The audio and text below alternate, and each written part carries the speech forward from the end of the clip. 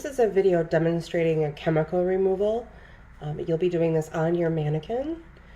The tools that you see here are also shown in the picture of the removal setup. So please refer to that for your tray setup. We're going to start with draping the mannequin or your client and then applying eye pads underneath the lashes.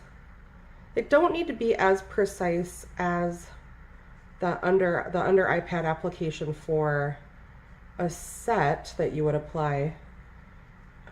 Really the purpose that it serves is to protect the eye, but also allow you to have something to push the lashes down onto as you are chemically removing them. So we're going to apply the eye pads. You'll have one micro swab designated to retrieve product from your jar.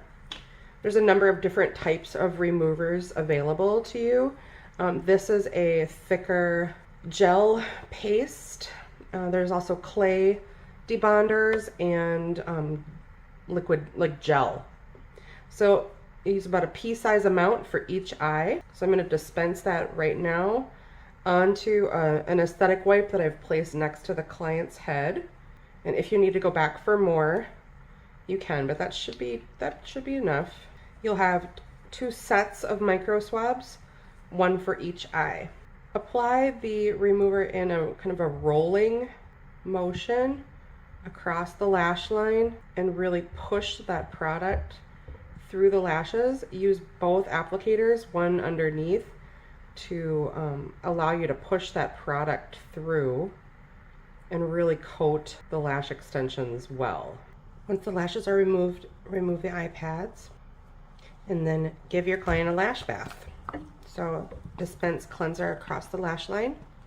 Now you have 2 micro swabs to use, 2 for each eye.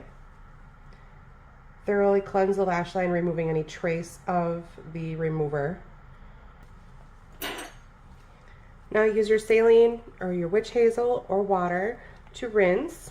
Turn your client's head to the side, and with the aesthetic wipe, hold it against the side of their cheek and let them know you're going to drop the water in the inner corner and just flush any cleanser residue away.